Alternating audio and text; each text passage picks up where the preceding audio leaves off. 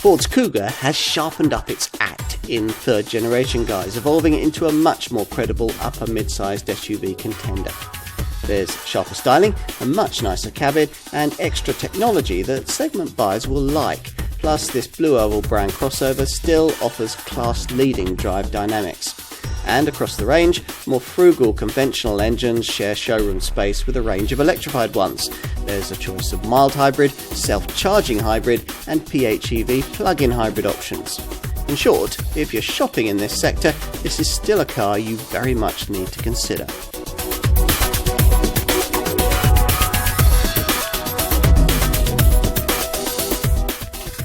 For a best-selling volume brand, it's taken Ford a remarkably long time to come up with a really class-competitive range of SUVs. For an awfully long period, the only credible crossover nameplate that the company offered was this one, the mid-sized Kuga model. And today, we're going to tell you everything you need to know about the third generation version. The original Kuga, the first C394 series model, dates back to 2008, and it was one of the first affordable family SUVs to properly prioritise a decent driving experience. Rivals were beginning to copy that approach by the time the second generation C520 series version was launched, and then significantly updated in 2017 prior to the launch of this Mark III model in early 2020. Throughout that period, the Kuga sustained Ford's SUV sales as other less well-developed crossovers from the Blue Oval brand faltered, mainly because they were primarily developed for markets outside Europe. The rather half-baked smaller EcoSport, for example, or the larger, clunkier Ford Edge. Today, though, a Ford showroom is a much more inviting place for crossover customers. This Kuga sits just above another recently launched Blue Oval brand SUV that we've strongly praised, the Puma.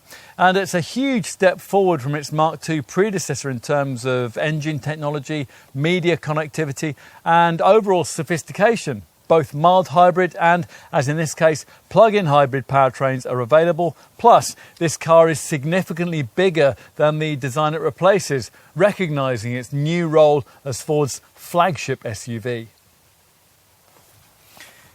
But one thing we're told hasn't changed. Ford promises us that this Kuga will be better to drive than ever. A lot of this thanks to an all-new C2 platform shared with the Focus hatch. Now, if the Kuga can deliver on that brief, yet up its game elsewhere, rivals will have much to fear. So, let's put this car to the test.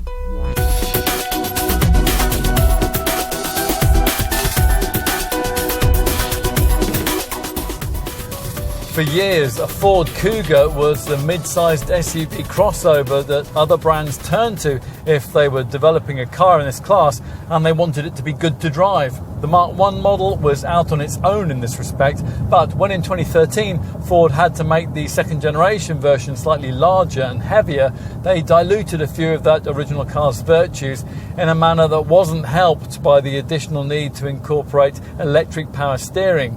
This Mark III design had to do better, which was quite a brief for the Ford engineers because it also had to be bigger and to carry around quite a bit more weighty equipment. Still, you're always going to have an easier job producing exemplary drive dynamics if your SUV is broadly based on the market's best handling family hatch, in this case Ford's fourth generation Focus. Now this Kuga shares that car's stiffer, more sophisticated C2 platform, and it has the advantage that unlike the Focus, humbler versions of it don't have to be saddled with a relatively crude torsion beam rear suspension setup. All Kugas get the proper all-round independent suspension arrangement that only features on the most powerful of the Focuses. On top of that, the steering column is twice as stiff as that on the previous Mark II Kuga, and compared to that old car, there's a 10% gain in torsional stiffness, a 44mm wider track, and a 10mm lower centre of gravity. It all sounds quite promising. And so it proves. On the road, this car feels like what it is, a slightly larger, slightly taller version of the Focus. The steering isn't perfect in terms of feedback, but it's quick and accurate, and it's much better than the previous model's electrified rack. push on through the bends, and this Ford delivers the kind of confidence that you simply wouldn't normally expect a contender in this class to be able to give. The handling is further assisted by various finely tuned aspects of electronic assistance, things like torque steer compensation, a subtle stability control system, and torque vectoring control to get the power down through the bends. It all combines to create a car that really can reward at the wheel, even in its most affordable forms. Perhaps especially in its most affordable forms, actually, and we'll get to that in a minute. Overall, there's nothing else in this segment that really feels quite the same. Get out in one of these and then go and drive a rival Volkswagen Tiguan or a Peugeot 3008, and we think you'll find that this, it makes those contenders feel dull by comparison. The ride is better than before too, and that's thanks to an extra inch of suspension travel, taller profile tyres, and a new isolated rear subframe. Now we should get on to engines, because quite a lot's changed beneath the bonnet this time around. Most of the hype surrounding the power plants available with this car have to do with its switch to some degree of electrification, but you don't get any of that from the 1.5 litre Focus derived units borrowed for the bottom of the range. There's a 3-cylinder EcoBoost petrol power plant that's only offered with manual transmission and available with 120 or 150 PS, and a 4-cylinder EcoBlue diesel available with either a 6-speed manual or an 8-speed automatic gearbox and offered with 120 PS. The two 120 PS engines get to 62 in just over 11.5 seconds, on the way to a top speed of just over 110 miles an hour.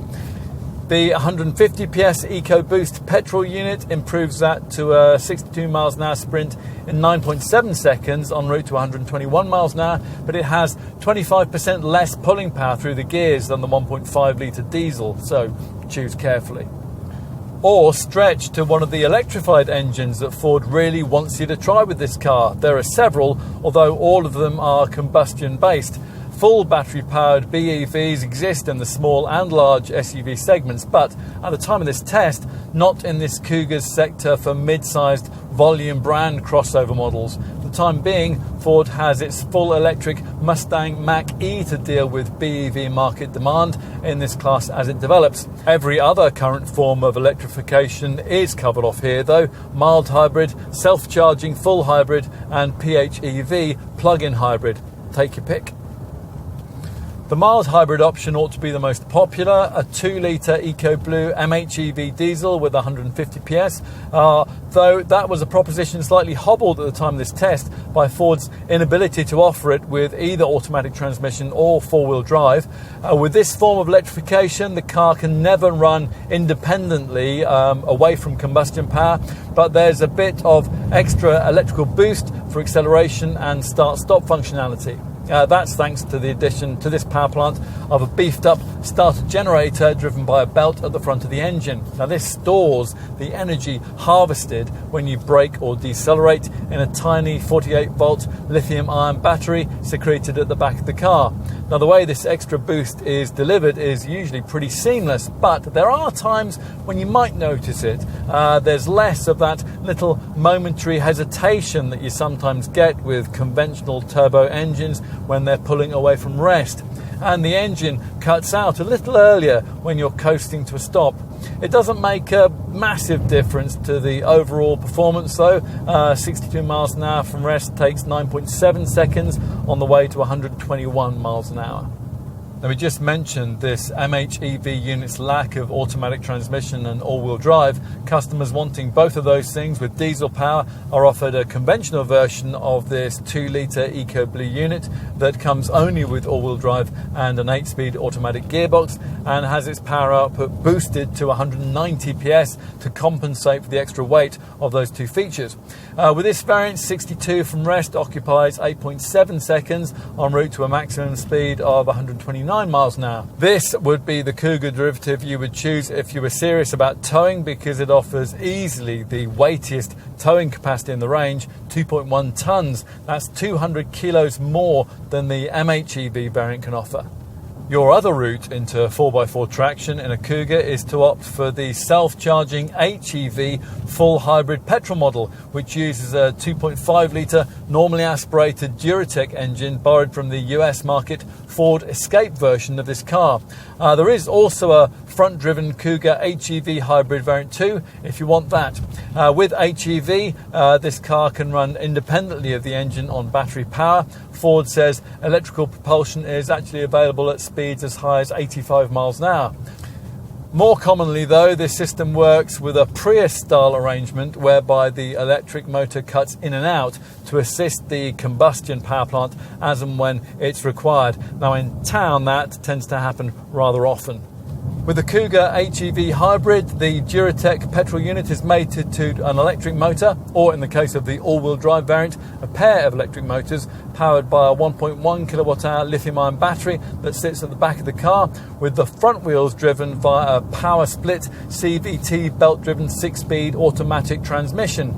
The engine and the electrified combustion make 200 PS in total. That auto box decides at any given time whether power should come from the engine, the electric motor, both at once or neither. Plus it includes an extra L setting that forces the engine to rev harder, and it's intended to help control your speed in tricky downhill conditions, which is all well and good until you're on tarmac and you want to push on a bit. At that point, the relatively slothful rubber band style response of the CVT belt driven auto transmission becomes a fraction tiresome. The impression is of a tendency for the engine not to feel terribly interested in what your right foot's asking from it. And that's also the case with the Toyota and Lexus hybrid products that use the same style of CVT box. Some of the same comments apply to the top PHEV plug-in hybrid Kuga variant that we've chosen to try for this test.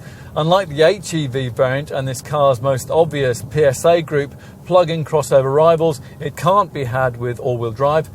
This plug-in Kuga does feature the same Duratec 2.5 litre normally aspirated engine as its HEV showroom stablemate though, which makes its technical CV very different from the downsized turbocharged petrol units that rival PHEV crossover models use. Ford reckons that this Duratec engine's adoption of efficient Atkinson cycle technology, which reduces cylinder pressure and friction, compensates for the lack of a turbo, and the fuel and the CO2 figures do seem to bear that out.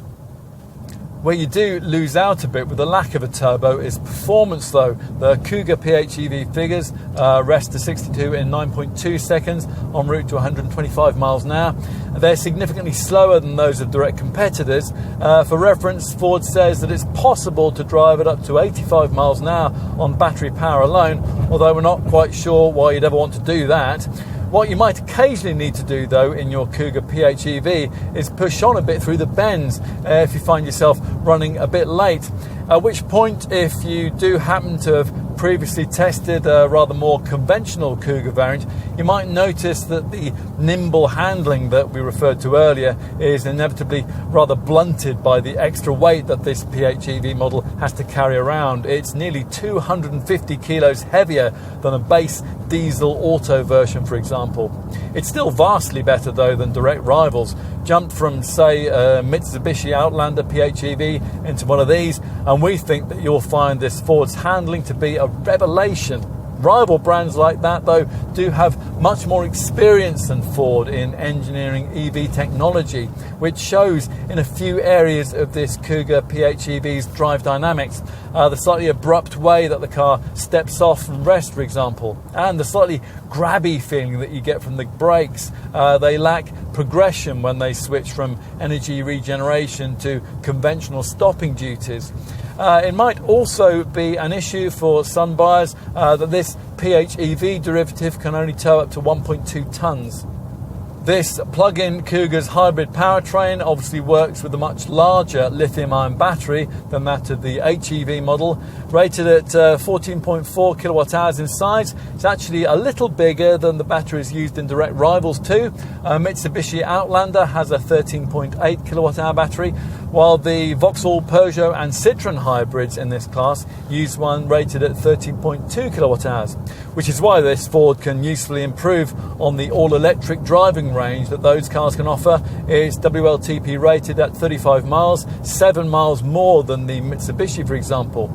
In this test, we found that a 25 to 28 mile range expectation, that's probably more realistic for this Ford, but it's still better than obvious rivals.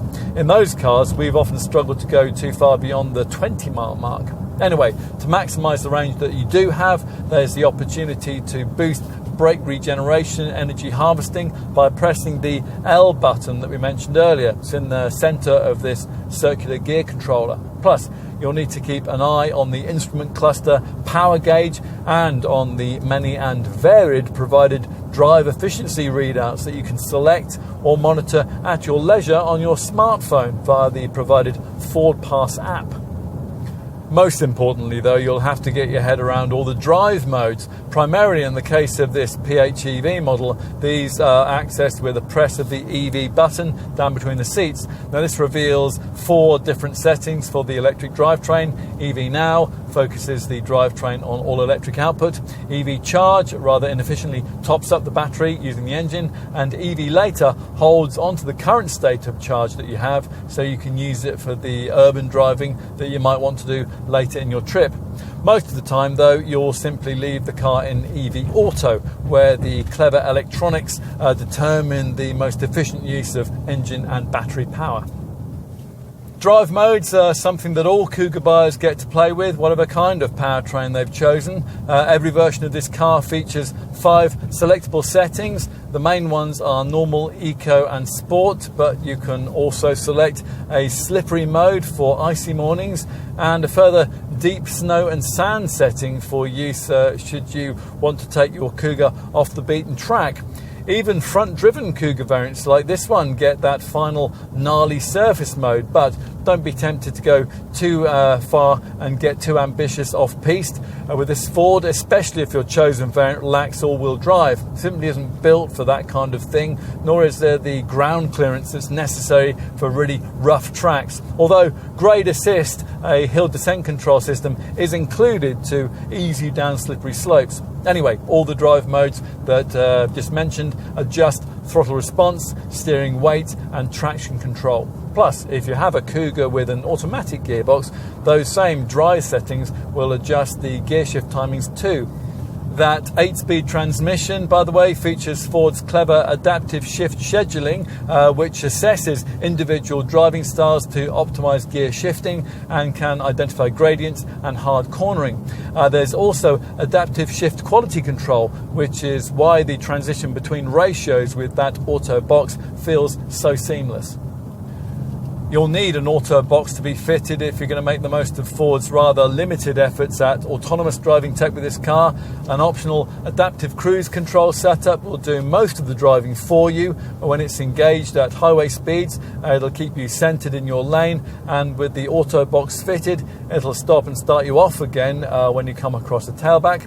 A standard intelligent speed assist system will automatically regulate your speed to urban limits, and an improved optional active park assist 2 system can take over steering, throttle and braking duties while automatically manoeuvring you to either parallel or perpendicular spaces.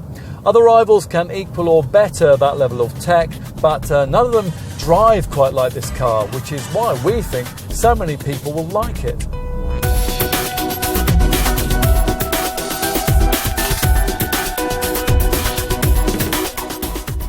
Kuga buyers were ready for a change, for more emotional design, as Ford styling chief Amco Leenarts puts it. He characterises this Mark III Kuga's shape as being visually sleeker, lower and wider, and he reckons it'll make you feel excited just by looking at it. Well, we're not sure we go that far, but there's certainly a switch in visual emphasis here, away from the more rugged appearance of the previous Kuga to something a touch more elegant and bigger. This third generation car is 89mm longer and 44mm wider than its predecessor, but despite that, it's around 80 kilos lighter. So you can see why Ford's penmen feel quite pleased with themselves. They worked particularly hard on this more streamlined silhouette, hence the 4.5% CD aerodynamic improvement. And from here, a previous owner might note this 20mm lower roofline and the fact that the car sits 6 mils lower to the ground too. In place of the previous version's sharply chiselled lines, the flanks have smoothly curved concave surfacing. And there are a whole series of detail changes that you can't see, like the way that door frames have been stiffened and given improved sealing, which reduces air leakage by 25%. And of course, the wheels can be larger to suit the current zeitgeist, varying between 17 and 20 inches in size. We have the 19-inch machine finished alloys here. It all contributes to a slight but significant move up market, away from the Qashqai crowd and towards slightly more quality orientated mid-sized volume brand SUVs like Volkswagen's Tiguan, Honda's CR-V and Mazda CX-5. That's the thinking behind this longer bonnet and the more flowing front fender. The final look of this nose section depends very much on the trim variant that you've chosen, with the grille and front quarter styling quite different as you move through the various spec options. With mid-range titanium spec, the grille gets silver strips and there are slim outer front fog lights.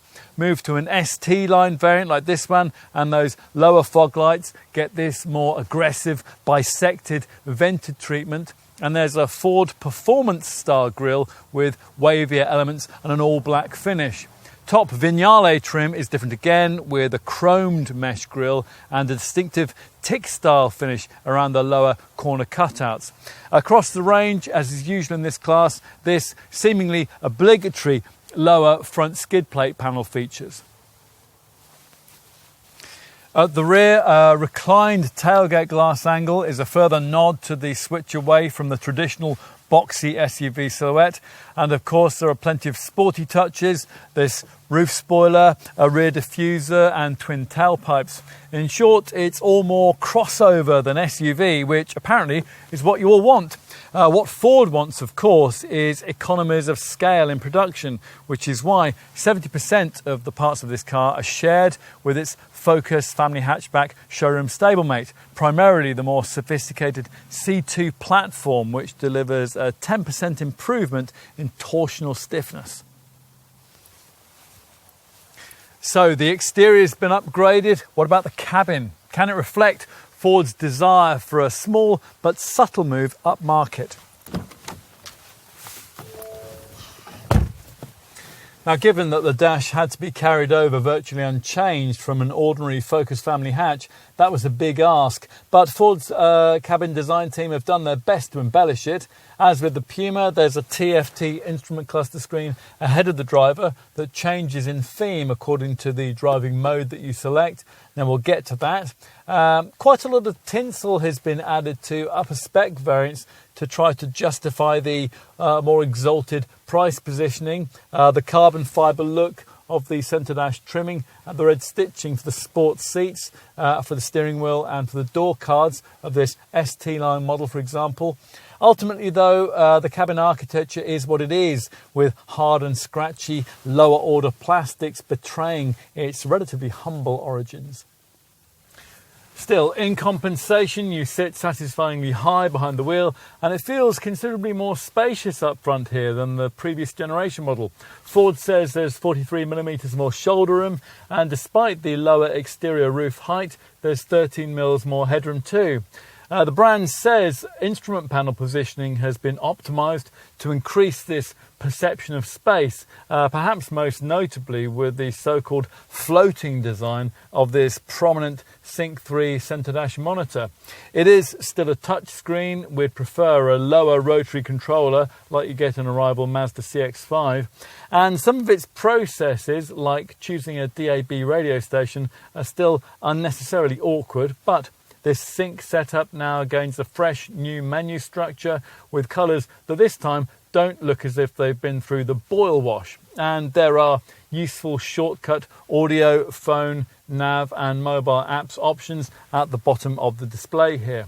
Plus, of course, Apple CarPlay and Android Auto smartphone mirroring, without the subscription charges that some of the premium brands like to levy for that feature. Now, most Kuga variants get a 10-speaker, 575-watt B&O premium sound system, and perhaps most significantly, there's a great deal of extra functionality thanks to the installation of an embedded Ford Pass Connect modem that provides Wi-Fi, live traffic updates, and connectivity to an app that allows you to interact remotely with your car. Anything this display can't tell you will almost certainly be covered off by the 24-bit true colour 12.3-inch instrument cluster screen that we mentioned, which is standard from ST line spec upwards. Lesser Kugas get a more conventional dial arrangement with a small 4.2-inch central screen expanded to 6.5 inches on the titanium spec PHEV variant. You'd ideally want this big 12.3-inch display though. It springs into life with fancy graphics, but unlike some other rival model virtual cockpit screens, it can't be specified to show full-width navigation mapping. Select one of the 5 available driving modes and it alerts your attention in a really eye-catching way with a digital speedo alongside the bespoke setting layout you've chosen. Otherwise, the display is based around a central area which can be configured in various customizable ways, flanked by 2 outer virtual dials, which initially look rather curious due to their absence of outer bezels. There's a speedo on the left, while on the right, conventional models get a rev counter. That's replaced on HEV and PHEV variants by a power gauge, which shows in kilowatts the current output of either battery or engine. Between these 2 main gauges, you can prioritise readouts for audio, nav or phone info, or choose Select Screen, which allows you to choose display options from quite an extensive list, although we're not quite sure why Ford feels the need to restrict you to just 7 choices. A click on this steering wheel button can scroll you through readouts for things like fuel economy, trip computer info, tyre pressures and an eco behaviour option. If all of this represents information overload, you can also select a calm screen, at which point nothing at all will be shown between the gauges. What else? Well, the seat bases are rather flat, which might be an issue on longer journeys, but you do get lumbar support for the front chairs as standard fit across the range. Storage provision isn't perfect. The door bins are too small, as are their incorporated bottle holders, and they can only hold a 500ml bottle. And the glove box can't be cooled, although it is usefully big. There's not much else to grouse about though in this regard. You get a deep bin ahead of the gear selector with a wireless charging mat. There's a 12-volt port 2 and twin USB sockets. There's another 12-volt port in this deep lidded box between the seats, which incorporates a lift-out tray. And there's a phone-shaped receptacle just in front, just behind these twin cup holders. There are ticket clips on the sun visors and you get netted storage in the passenger footwell too. And Ford hasn't forgotten an overhead compartment for your sunglasses. All-round visibility is fine, but certainly not perfect. The front A-pillars are fairly thick, which can occasionally obstruct your view at junctions and roundabouts. The rear pillars are also thick, so you'll make full use of the standard rear parking sensors when you're reversing. There is a very good surround view camera system with a remarkably clear picture, but you can only have that as part of the expensive optional driver's assistance pack. That pack throws in a head-up display, one of the largest in the segment, and special filters for the retractable polycarbonate screen mean that it can be read by users wearing polarized lenses. Right, let's look at rear passenger space, and let's pause as we do to reference the neat but rather flimsy looking edge protectors which spring out as you open the doors and guard against car park panel dings. Now unfortunately you can only have these as part of a pricey optional safety pack. Now this is now the largest of the top 5 best-selling medium-sized SUVs on the market in terms of both length and width. That's not enough to free up sufficient space for a third seating row back here. Ford isn't quite ready to address that market, but it does promise a significant improvement in rear seat room. Which is pretty much how it turns out. The more generous exterior dimensions mean there's now 36mm more hip room and 35mm more headroom. But if you've previously owned a Kuga, the big news here will be the addition by Ford of this sliding bench incorporated as a result of customer feedback. It slides over a range of 150 millimeters. It's 60-40 split, and with both sections fully back, rear occupants can enjoy a best-in-class legroom figure of 1,035 mils. The side squad-mounted levers allow seatbacks to recline as well for greater comfort on longer journeys. Even if the need for boot capacity means that you have to push this bench forward, recessed seatbacks still provide decent knee room. Because of this usefully low central transmission tunnel, it's not too difficult to accommodate a third centrally seated adult if need be, although the middle part of this bench is slightly domed. And the tall side windows let in plenty of light. There's not quite as much classy door trimming as is provided in the front, although brushed plastic, and in the case of this ST-line model, red stitching around the door pills helps a bit. Again, the door bins are tiny, but there is a centre armrest with cup holders, plus seat back pockets, twin centre vents, Isofix child seat fastenings, and overhead coat hooks, and reading lights they're provided too. You can also specify this useful central AC 230 volt 150 watt 3-pin plug socket, and if you pay the significant extra premium Ford wants for this twin panel glass panoramic roof, the interior can be flooded with light.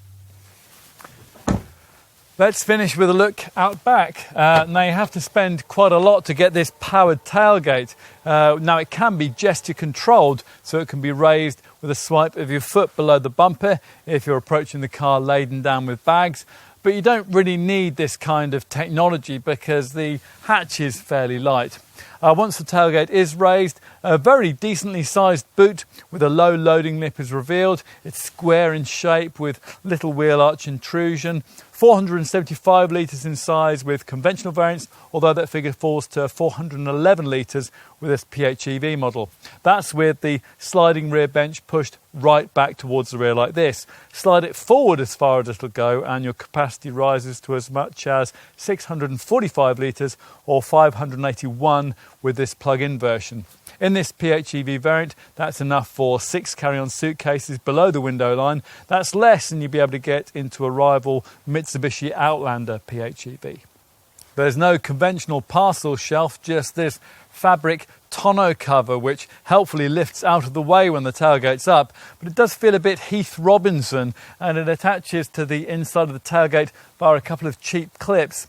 It will though be much easier to store than an ordinary parcel shelf when it's not in use, which is just as well because there really isn't very much space beneath the boot floor, particularly if you pay extra, as you should, for the mini spare wheel that's fitted here. The cargo area is a fairly practical space with small recessed corner areas on the left and the right, plus there's a 12-volt socket and a bag hook on the left.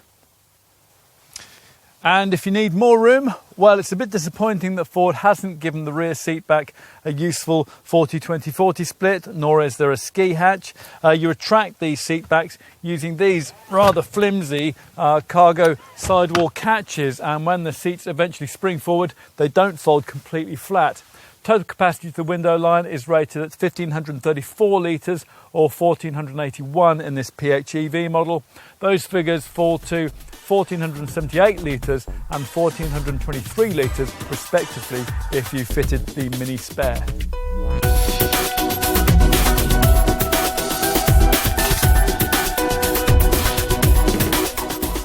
The Kuga has been moved a little more upmarket this time around. From launch, pricing started from around £25,000 for bottom order petrol variants. The versions of this Kuga that will actually be the ones that most people want, though, sell in the £28,000 to £35,000 bracket. It sounds pricey, doesn't it? But that is now fairly par for the course for an upper mid-sized SUV model of this sort. There are 5 trim levels: Z-Tech Titanium, ST-Line, that's the most popular, ST-Line X, which is what we have here, and Top Vignale.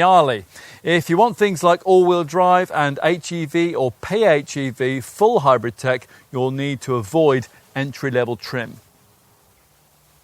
Ford's been quick to talk about the various forms of hybrid technology it offers with this Mark III model, and rather less keen to mention that the most affordable entry-level EcoBoost petrol and EcoBlue diesel engines don't get any of it. Now things kick off with the 1.5 litre EcoBoost petrol unit, which in both its guises can only be had with manual transmission. In base 120 PS form, this three-cylinder petrol power plant does struggle a bit to shift along nearly 1.6 tonnes of Kuga, so you're going to probably need, at the very least, to find the extra £600 or so that Ford wants for the perkier 150 PS version of that EcoBoost engine, or find a few £100 more for the 1.5 litre four-cylinder EcoBlue diesel, which has 120 PS and which can be ordered with 8-speed automatic transmission for about £1,500 more. The next stage up in the Kuga lineup sees variants that use a 2-litre EcoBlue diesel engine, and that can be had in two forms. Now, if you're happy with front-wheel drive and manual transmission, then you'll be offered the 150 PS MHEV version of it, and that features the brand's latest mild hybrid tech. But at the time of this test, that electrified power plant was somewhat limited in its appeal by Ford's inability to offer it with automatic transmission. Now you can't have that 2-litre MHEV diesel with all-wheel drive either. Now, to mollify potential buyers who are irritated by both those issues, Ford from launch included in the range a 190 PS conventional non-mild hybrid version of the same engine in a Kuga model that features both 8-speed automatic transmission and all-wheel drive traction.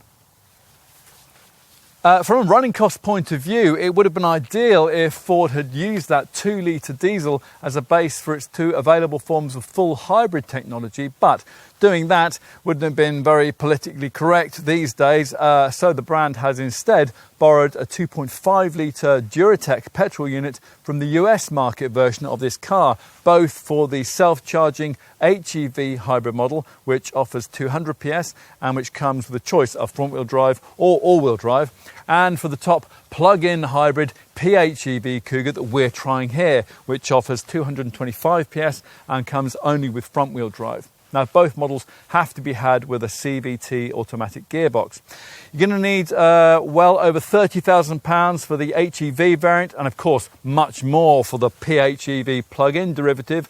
From launch, Kuga PHEV pricing sat in the £33,500 to £38,500 bracket, which meant a premium of over £4,000 over the front-driven 2-litre mild hybrid diesel version of this car. So in other words, you've really got to want the plug-in hybrid tech. Even so, Ford expects this PHEV model to account for 26% of the Kuga range sales mix. Right, let's take across-the-range Kuga pricing and consider the overall value proposition on offer here. And let's start with comparable Ford SUV-orientated models. Now, a bottom-end Kuga petrol variant demands a price premium of around £3,000 over the next crossover model down in the Blue Oval brand's range, the smaller Puma. A more comparable SUV-orientated mid-sized Ford model, though, we think, is the lifestyle-orientated active version of the company's Focus estate.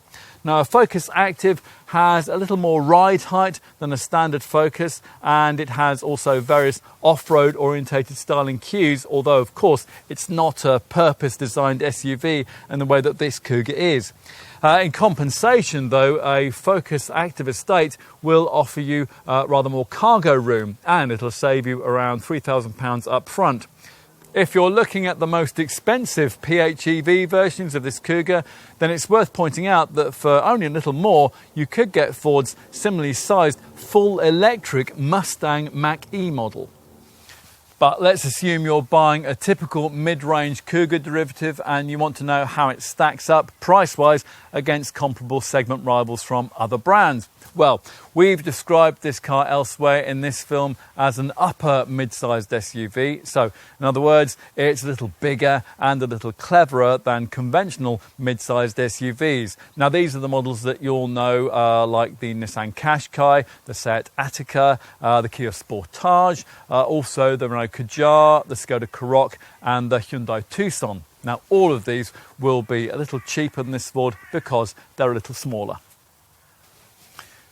But let's compare apples with apples and pitch this Kuga price-wise against the upper mid-sized SUV rivals that are closest to it in size and technology. Now, comparable versions of most of the more direct competitors that we've looked at are anything between a few £100 and around £1,000 more than this Kuga, and that depends on the engine and spec that you're looking at. Now, we're talking here of models like Volkswagen's Tiguan, Vauxhall's Grandland X, also Peugeot's 3008, Mazda's CX-5, Citroën C5 Aircross and Honda's CR-V. The self-charging Kuga HEV hybrid is aimed directly at two Japanese models in the segment, which use the same technology, Honda's CR-V hybrid and Toyota's RAV4. And in the same way, this PHEV Kuga model also has a very specific group of rivals, and it looks good value against them. Think in terms of a £2,000 to £3,000 saving against direct competitors like PHEV hybrid versions of Peugeot's 3008, Vauxhall's Grandland X, Citroën C5 Aircross, and also the Mitsubishi Outlander PHEV and the Volkswagen Tiguan e-hybrid. If, having considered all that, you conclude it is some sort of Kuga that you really want, then you're going to need to know just how generous Ford has been with the standard spec. So let's take a look at that right now. Even base Z-Tech variants are well equipped. They come complete with 17-inch alloy wheels, front fog lamps, LED rear lights, rear privacy glass, silver roof rails, power folding mirrors with puddle lights, also a quick clear heated windscreen, all-round parking sensors and a category 1 alarm. Also a very complete package of camera-driven safety kit. Inside a Z-Tech spec Kuga, you get sport seats, manual air conditioning, leather-trimmed steering wheel and gear knob, driver's seat lumbar support, a wireless charging pad, cruise control with an adjustable speed limiter, a selectable driving mode system, 4.2-inch TFT instrument cluster screen and second row sliding seats. Plus, there's a very high standard of infotainment too, which you access via an 8-inch Sync 3 centre dash infotainment screen. This includes a 6-speaker DAB audio system, Android Auto and Apple CarPlay smartphone mirroring, navigation and the Ford Pass Connect embedded modem, which includes a 3 GB Wi-Fi hotspot. For the first 3 months of ownership, you'll also get a trial of Ford's Live Traffic Information System too. All Kuga owners will also be offered use of the Ford Pass mobile app. Now, this will enable you to use your smartphone to remotely lock or unlock the doors. And if you specify a variant with automatic transmission, you'll also be able to remote start the car too. And that will enable you to pre-cool or pre-warm the cabin on a summer or winter's day so that it's absolutely perfect when you enter the car to start your journey. The Ford Pass app also includes a vehicle locator, and that will help you to find your Kuga if you've gone and forgotten where you parked it, and also a vehicle status feature for checking things like fuel and battery charge levels, alarm status, tyre pressures, oil life and more. So that's covered what you get with basic Z-Tech spec. Most buyers, though, will want at least to go a step further up the range to titanium trim, and that gets you 18-inch machined alloy wheels, full LED headlamps, front LED fog lamps, auto headlamps and wipers, and keyless entry. Inside, in a titanium spec Kuga, you can expect sport seats with lumbar support, cabin ambient lighting, dual zone climate control, and a 10-speaker 575-watt B&O premium sound system. Ford thinks the most popular trim level, though, will be ST line, which is expected to account for 33% of the sales mix. This sportier variant adds a body styling kit, 18-inch rock metallic alloy wheels, sport suspension, black roof rails and a large rear spoiler. Inside, with an ST line variant, you get a flat bottom steering wheel, alloy pedals, a dark headliner, ST line floor mats, Sensico sport seats with red stitching and a full digital 12.3-inch instrument cluster. This ST Line X trim adds 19-inch wheels, a panoramic roof, heated front seats, a 10-way adjustable driver's seat and a hands-free powered tailgate. We'd think hard before paying the significant amount that Ford wants for the top Vignale variants. Though the beautiful stitched leather upholstery that you get with those derivatives certainly feels very upmarket. Vignale versions, they're identifiable by their 19-inch luster nickel alloy wheels and their Vignale body styling kits. They share some ST Line X features, the hands-free powered tailgate, the heated front seats and the 10-way adjustable driver's seat, for example. Plus, of course, at this level in the range, you get the full digital 12.3-inch instrument cluster. In addition, Vignale buyers get a whole range of luxury-orientated features. So, as well as the hexagon-quilted Windsor leather seats, there is a premium leather steering wheel and gear knob. There's memory functionality for the powered mirrors. There's bespoke door sill scuff plates and cabin mats. There's a bit of extra technology too. Full LED quad projector headlights with glare-free tech, plus a head-up display, an active park assist system which steers you into spaces, and with most power plants, an active noise cancellation setup which cancels out engine noise through countering sounds via the stereo speakers. Enough on standard spec. Let's say that you've decided on the Kuga trim level you want. Are there some key options that you'll need to set aside some extra budget for? Well, quite possibly yes.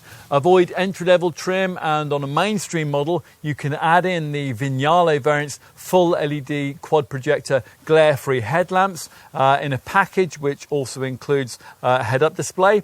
With the two volume trim levels, titanium and ST line, you will need to pay extra for features like the hands-free powered tailgate here, the 10-way power adjustable driver's seat and also the power opening panorama roof. With these two mainstream trim levels, your dealer will also offer you the optional winter pack, and that includes heated front seats, a heated steering wheel and heated rear seats too.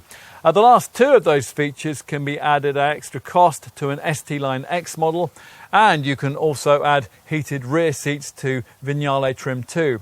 Annoyingly, buyers of the Volume Z-Tech and Titanium variants can't optionally add in the signature cabin feature. That's Ford's 12.3-inch instrument cluster. What about aesthetics? Well, with titanium and ST Line trim, you can add larger 19-inch wheels, and with ST Line X trim, you can upgrade to the huge 20-inch 5x2-spoke pearl grey machined alloy rims. Bear in mind that you're almost certainly going to have to pay extra for your choice of paint colour. Solid blazer blue is the only standard one. Appallingly, even solid frozen white costs £250 extra. There are various premium metallic colours, plus a selection of nicer exclusive body shades too. We have got one of those here, in fact, triple coat lucid red. The Vignale variant gets its own colour palette and a couple of standard metallic hues, but even here most of the shades available cost extra. If you want to improve the look and the feel of the cabin, well, your dealer will offer you a set of velour carpet mats. As for practical touches, well, bear in mind that across the range you'll have to pay £100 extra for a mini spare wheel, although that isn't offered with the MHEV mild hybrid engine. If you're looking at this PHEV variant, bear in mind you'll need to allow some extra budget for the 7.4 kilowatt garage wall box, which Ford offers at extra cost. Across the Kuga range, as you'd expect on an SUV, it's also possible to specify a retractable tow bar or simply a tow bar pre-equipment pack. We would also want the optional luggage compartment mat. Now that can be specified in reversible form, and you can have a boot liner and also a stainless steel rear bumper load protector. You can also add in door sill protection foils, rubber floor mats and an umbrella holder. Roof crossbars with roof rails will enable you to fit a roof carrier for bikes and a ski carrier to the roof too.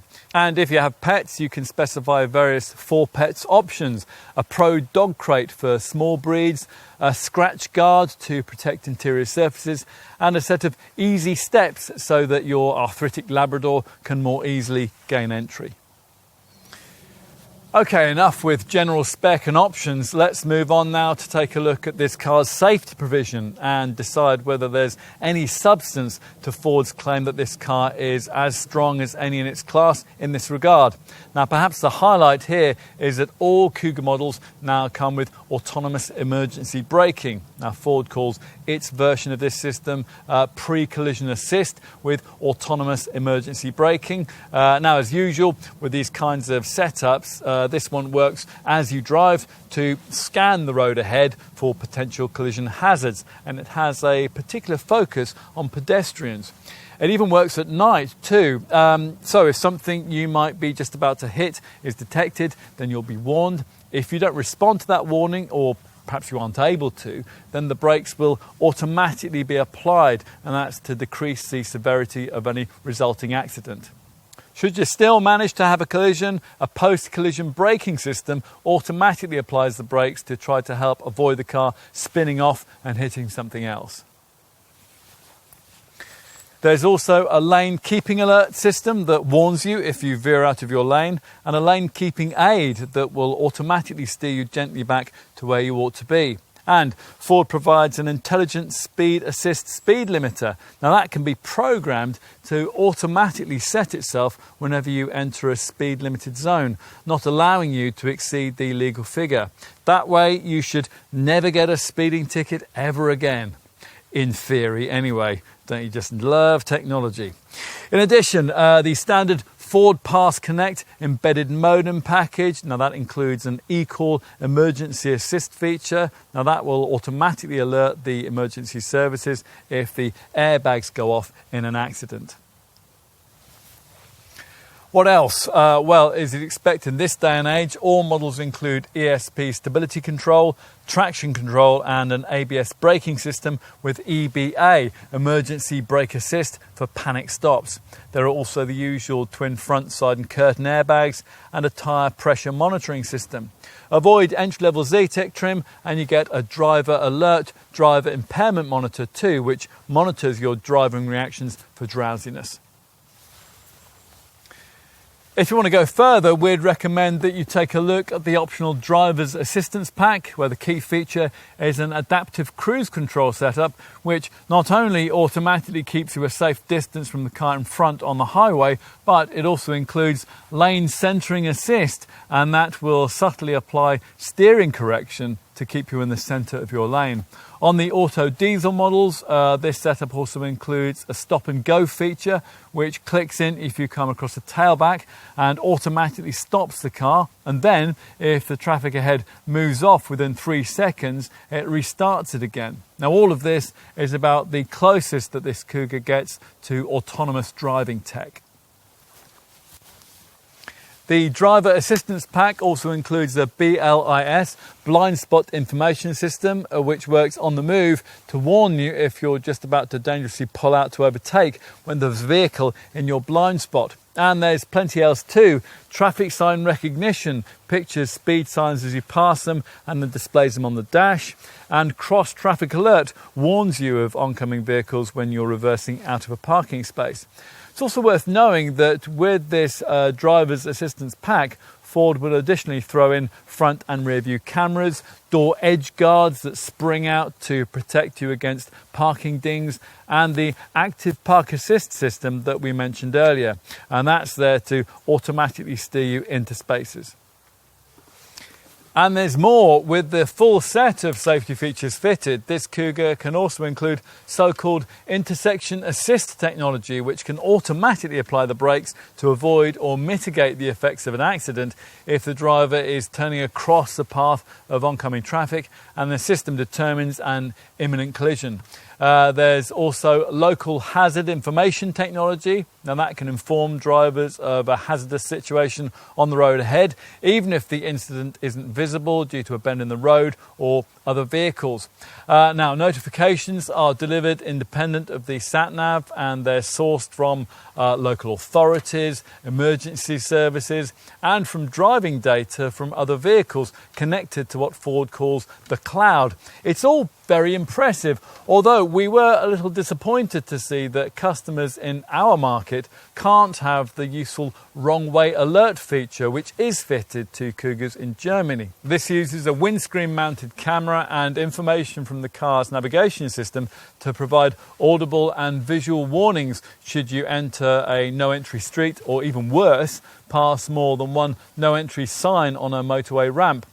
Overall, though, what's provided here is a standard of safety provision on a completely different level to anything previous Kuga owners will have experienced.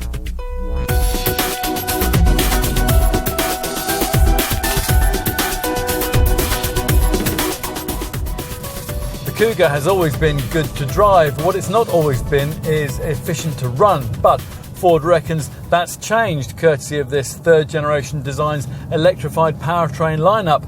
Like every other brand, Ford is electrifying all its volume models, as is necessary to avoid the stringent European emissions penalties that will shortly be coming into effect. But what exactly does electrification mean in this case? Well, as with its smaller Puma SUV, Ford liberally uses the word hybrid with a capital H to describe various versions of this Kuga, but three very different versions of this technology are employed here, and it's important to know what you're getting. Now, in case you haven't viewed our driving experience section, we'll briefly recap the options available to you if you are a Kuga buyer. The PHEV plug-in version we're driving today certainly is a hybrid in the proper sense, in that it can be electrically powered independently from the engine, as can be the HEV self-charging hybrid variant, which uses the same 2.5 litre petrol engine, but unlike the PHEV, it can't be plugged in to create a really significant all-electric driving range. Now, we'll come back to those two units in this section, but we're not going to start with them because it's far more likely that if you've chosen a Kuga with a hybrid engine, it'll be of a quite different sort. Ford expects a very large part of Kuga sales to be accounted for by its 2-litre diesel mild hybrid MHEV unit.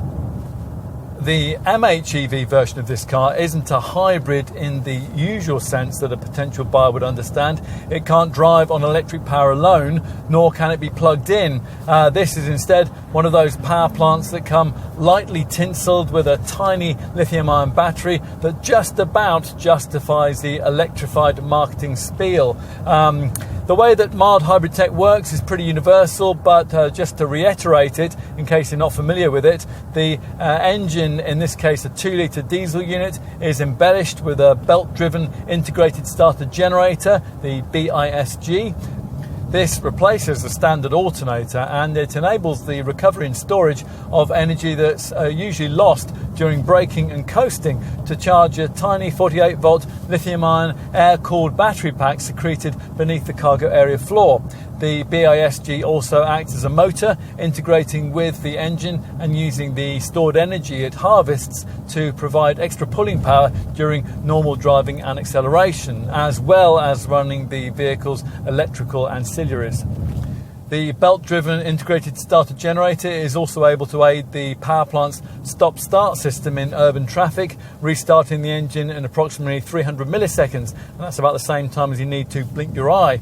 And the belt-driven integrated starter generator also enables the Kuga's auto start-stop technology to operate in a wider range of scenarios for even greater fuel savings, including when you're coasting to a stop below 10 miles an hour, and even when the vehicle is in gear with the clutch pedal depressed. So you've had the science bit. What you'll want to know about is the difference it all makes. The WLTP figures see a Kuga 2-litre EcoBlue MHEV 150 PS diesel delivering 56.5 mpg on the combined cycle and 132 grams per kilometre of CO2, which translates into VED band H. As we'll see in a minute, those returns are almost identical to those you get with the conventional smaller 1.5 litre EcoBlue 120 PS diesel unit that you can have with this car as well, which doesn't have the mild hybrid tech. So basically you're getting more power and torque without any penalty, which is nice, but you can keep the Prius comparisons on hold.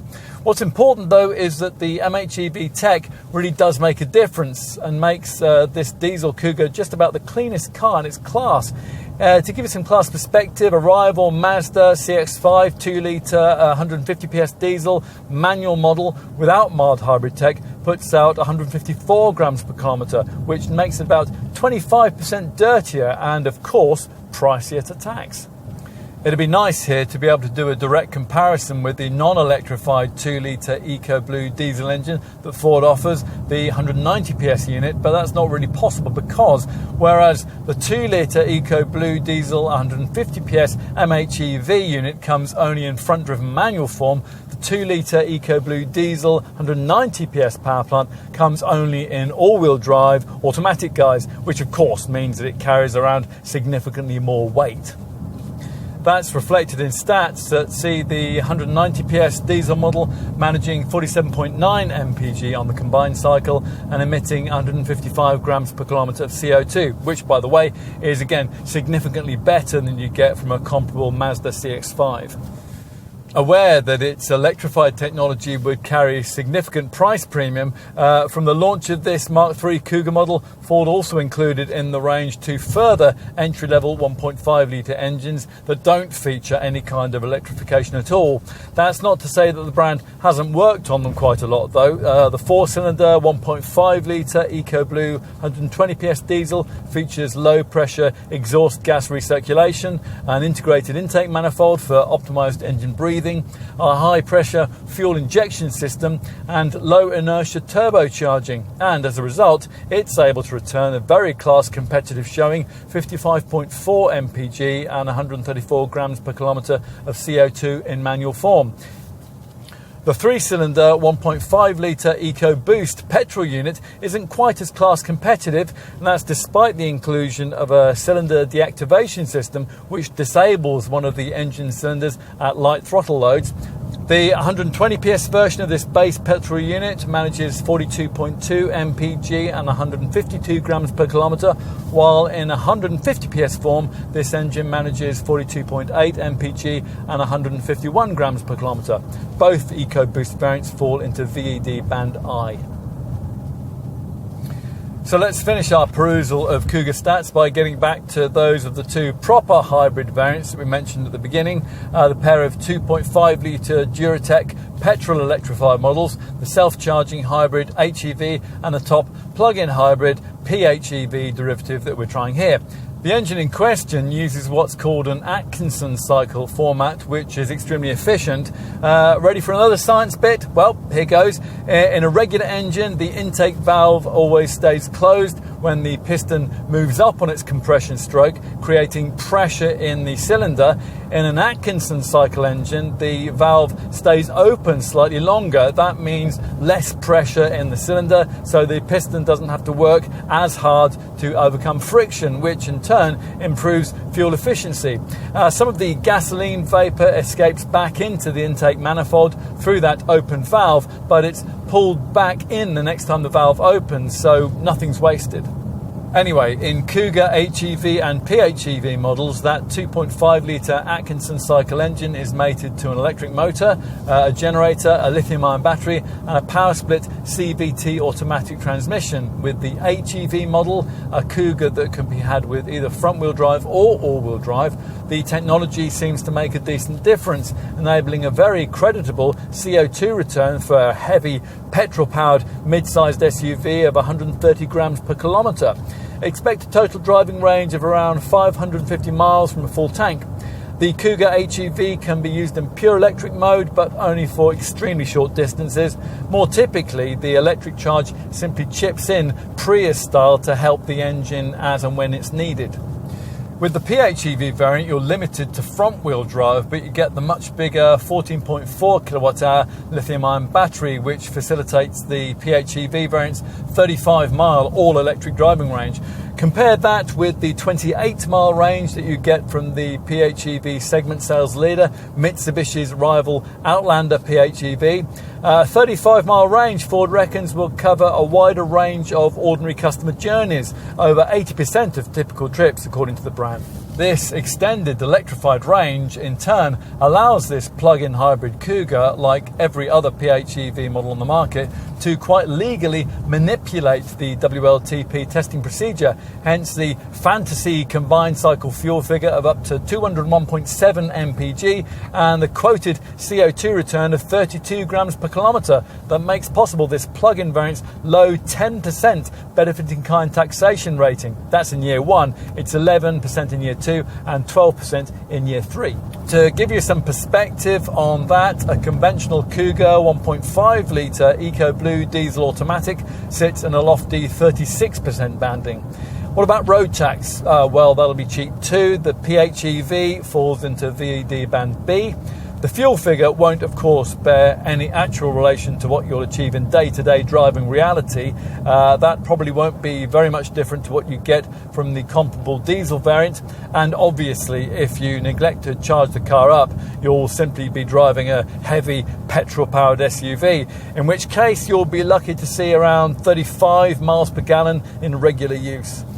The return that you actually do get in this PHEV Kuga will depend not only on how you drive the car, but also on your mastery of the various settings for the electric drivetrain, accessed via this EV button between the seats. EV Now focuses the drivetrain on all-electric output. EV Charge, rather inefficiency, tops up the battery using the engine, and EV Later holds on to the current state of charge so you can save it for urban driving that you might want to do later on in your trip. Most of the time, though, you'll simply leave the car in EV Auto, where the clever electronics determine the most efficient use of engine and battery power. Now, you can boost brake regeneration and therefore energy harvesting by activating this L setting down here on the rotary gear selector. And charging, well, as we mentioned earlier, a Kuga PHEV owner will need to get to grips with that too in order to make the sums add up. There's no quick charge capability from public rapid charges as there would be in a full EV. The charging port is on the same side as the fuel filler, and the quickest you'll be able to recharge from empty is in 3.3 hours from the 7.4 kilowatt garage wall box that Ford offers at extra cost. Another thing a PHEV buyer would have to keep aside some cash for. A standard domestic 3-pin plug will charge the car in around 6 hours. As a Kuga PHEV owner, you'll be able to manage your charging regime via the special section of the Ford Pass app. From this, you'll be able to use your smartphone to check on your car's range and state of charge. Plus, you'll be able to set charging times and levels, precondition the cabin climate prior to departure, and oversee trip and charge journey logs, which, amongst other things, will list the MPG figures attained. Whatever Kuga derivative you decide on, it's reasonable to wonder whether the quoted returns that we've given you in this section will really be achievable in real-world, everyday motoring. Well, fortunately, Ford's technology aids you here, particularly if you opt for the HEV or PHEV full hybrid models. The instrument binnacle screen has various selectable readouts which will certainly help with drive efficiency. There's one for fuel economy, and there's another eco behaviour display, and that offers percentage grades for the frugality of your driving in terms of acceleration, deceleration and speed. If you're not doing too well with these school light scores, then there's an Eco Coach option, and that will more proactively tutor you, replaced on HEV and PHEV models by an EV Coach screen, which uses a series of coloured boxes to show you when power is being efficiently used and when regenerative braking is working to the optimum. The full hybrids also get an energy efficiency readout that shows estimated range from the next full charge. A lot of the same tools can be accessed via the special My Driving section of the Ford Pass app we just mentioned. Now here you can check on your driving efficiency and braking scores and catch up on the recent EV miles you've driven and the CO2 and fuel thereby saved. The app will even show you how many miles have been gained through proactive use of regenerative braking. Get all of this right, and Ford reckons that a typical Kuga PHEV owner could reduce his or her fuel bills by up to 40 to 50% depending on charging and vehicle usage. Across the range, the standard drive mode system includes an eco setting which adjusts the throttle and engine settings to give the best economy possible. We've got reasonably close to these as part of this test, giving some credence to Ford's claim that with this Mark III Kuga model, across the board fuel costs have been reduced by between 16 and 29%. All of this has been aided by the significant weight reductions that the brand has achieved as part of the design of this third generation model. The company says that this Mark III Kuga is up to 80 kilos lighter than its predecessor, or at least conventional versions are anyway. This PHEV variant weighs in at a portly 1,844 kilos. Perhaps mindful of that, Ford went the extra mile to achieve weight savings with this design wherever it could. Lightweight aluminium is now used for the bonnet, the lower control arms and the differential housing. And the designers even went as far as hollowing out the shock absorber shafts, fitting lighter weight carpets, downsizing the optional spare wheel to mini spare status, and installing special lighter neodymium speaker magnets. What else? Well, we'll tell you about servicing, which on all engines is required every 2 years or 18,000 miles, whichever comes around first. 2 prepaid servicing plans are available, one that covers you for 2 years and 2 services, and another one that is transferable to future owners and which covers 3 years and 3 services. Maintenance bookings, they can be done online through the My Ford portal.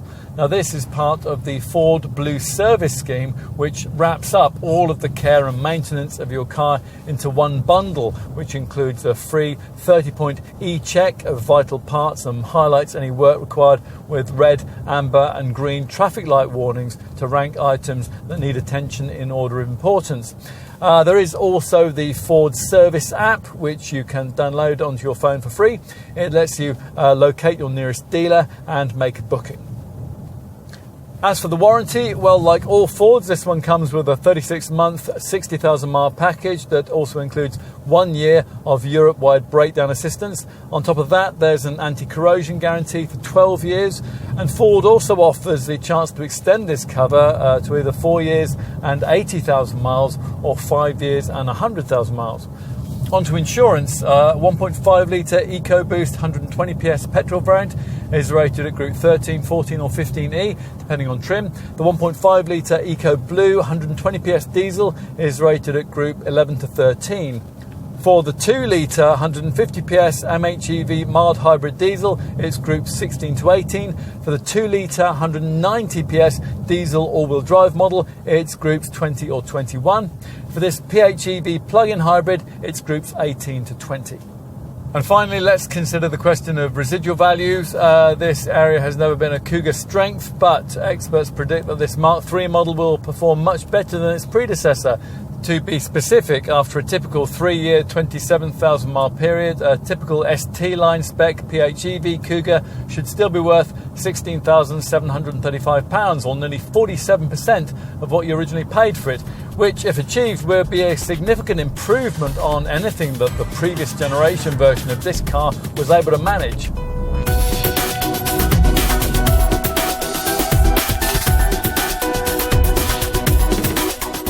Having in recent years at last got serious about SUVs, Ford has also got serious about this Kuga, as it needed to. The Mark I model was cramped inside, and the subsequent second generation version had, by the end of its production run, fallen behind the best of its rivals in terms of ultimate diesel efficiency, media connectivity, safety spec and visual pizzazz. All that has been put right here. The Kuga certainly required wider appeal if it was to expand its market share and push itself up market, and this third generation redesign has provided just that. Other crossovers still make more of a style statement in this class, but correctly specified, this Ford now has considerably greater showroom appeal. Freshly added features like the digital instrument cluster and the sliding rear bench will certainly help here.